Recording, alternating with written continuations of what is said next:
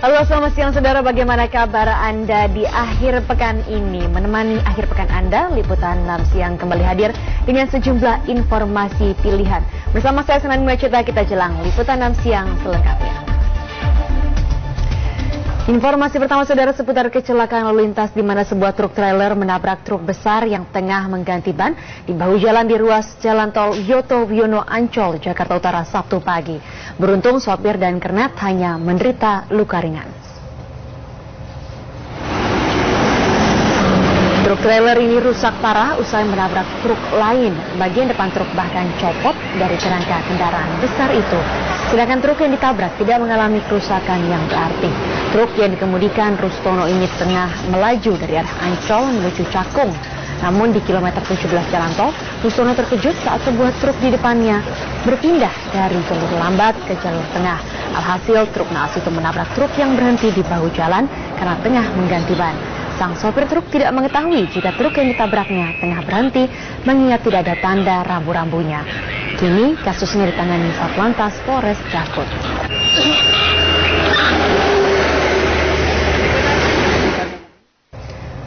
Saudara, rumah warga di Desa Cibadak, Ciamis, Jawa Barat ambrol setelah diguyur hujan deras. Beruntung pemilik rumah selamat. Kini pemilik rumah mengungsi ke rumah saudaranya. Inilah rumah warga Desa Cibadak, Kecamatan Banjarsari, Kabupaten Ciamis. Atap rumahnya ambruk rata dengan lantai rumah. Kejadian mengejutkan bagi pemilik rumah karena kejadian terjadi sangat cepat di saat pemilik rumah sedang istirahat. Awalnya Desa Cibadak diguyur hujan deras sejak sore sampai tengah malam. Tiba-tiba terdengar suara keras dari bagian depan rumah. Setelah diperiksa ternyata atap rumah telah ambrol dan rata dengan tanah. Beruntung dalam kejadian tersebut tidak ada korban jiwa karena pemilik rumah beristirahat di bagian belakang rumah. Diduga kondisi atap rumah sudah tua dan kayu penyangga atap mulai rapuh.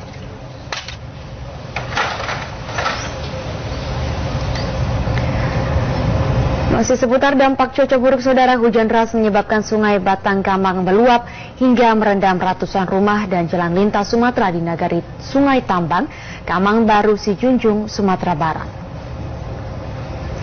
Kendaraan yang akan melewati jalan lintas Sumatera yang menghubungkan Sumatera Barat dengan Provinsi Riau di nagari Sungai Tambang terjebak macet panjang karena jalan tersebut tergenang banjir.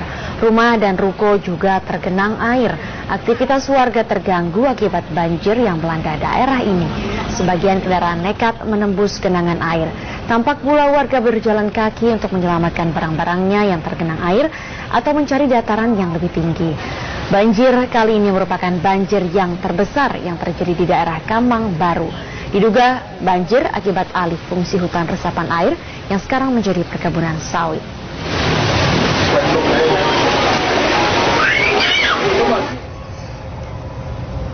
Saudara, kita ke informasi lainnya terkait kasus tawuran pelajar di Subang, Jawa Barat. Warga kembali menemukan jasad pelajar SMP Negeri 3 Belanakan Subang di aliran Sungai Ciasem. Korban sebelumnya hilang akibat aksi tawuran. Keluarga menyambut kedatangan jenazah dengan isak tangis. Usai ditemukan warga, jasad Dodi, 16 tahun, pelajar kelas 3 SMP Negeri 3 Belanakan, Kabupaten Subang, langsung dibawa ke rumah duka di Dusun Tanjung 3, Kecamatan Belanakan, Subang, Jumat malam. Korban ditemukan sejauh 2 km dari lokasi awal tenggelam. Sejumlah keluarga dan kerabat berduka hingga jatuh pingsan saat jenazah tiba di rumah.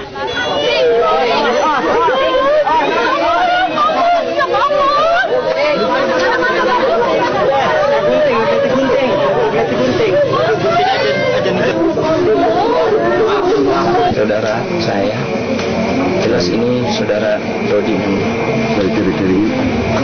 Ciri-cirinya ini berambut apa ya, dari rambut. Ya. Dengan ditemukannya jasad Dodi ini berarti telah 2 pelajar yang ditemukan tewas di Sungai Ciasem. Siang sebelumnya, tim SAR dibantu warga telah menemukan jasad Nana Rohana, teman Dodi sesama pelajar kelas 3 SMP. Tenggelamnya para pelajar terjadi Kamis sore saat sekumpulan pelajar SMP Negeri 3 Belanakan yang hendak tawuran lari saat mendengar sirine polisi.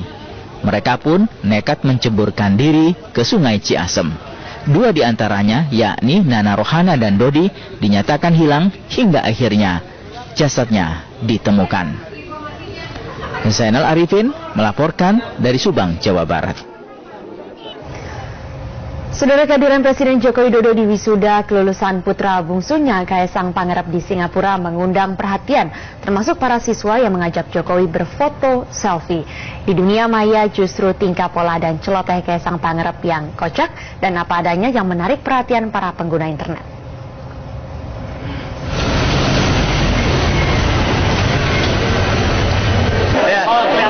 Ya, udah tua banget kan makanya di sini. Presiden Joko Widodo bersama Ibu Negara mengundang perhatian para undangan. Jokowi datang untuk menghadiri wisuda kelulusan SMA putra bungsunya Kaisang Pangarep.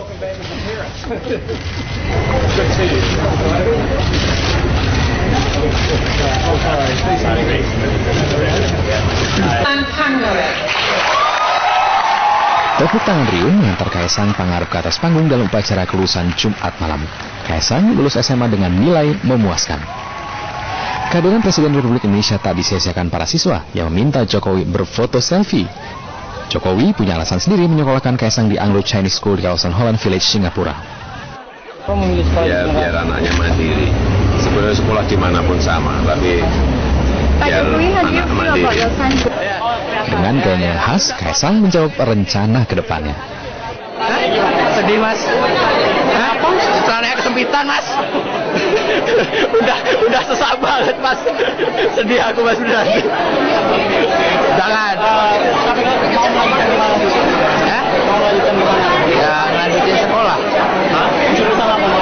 Oh iya. Bisnis manajemen.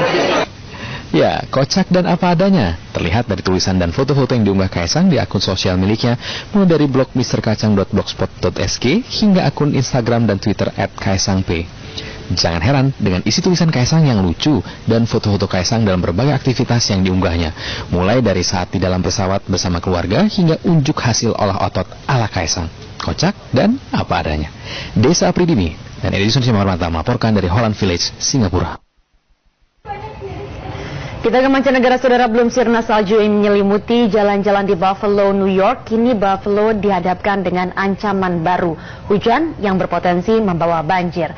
Sejauh ini badai salju telah menelan 13 korban jiwa. Salju masih menyelimuti jalan-jalan Buffalo, New York, Amerika Serikat hingga hari Jumat waktu setempat. Namun perlahan salju yang menyelimuti Buffalo akan berkurang seiring berakhirnya badai salju. Namun kendati badai salju berakhir bukan berarti warga Buffalo langsung bisa tenang. Kini warga dihadapkan dengan ancaman bencana baru.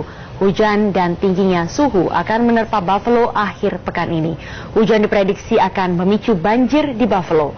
Badai salju yang berlangsung selama 3 hari membuat Buffalo diselimuti salju setebal hingga 2 meter lebih. Selain merenggut setidaknya 13 orang, puluhan rumah dan kebun-kebun milik warga juga rusak. Badai salju menyebabkan 13 warga tewas, sebagian besar akibat serangan jantung.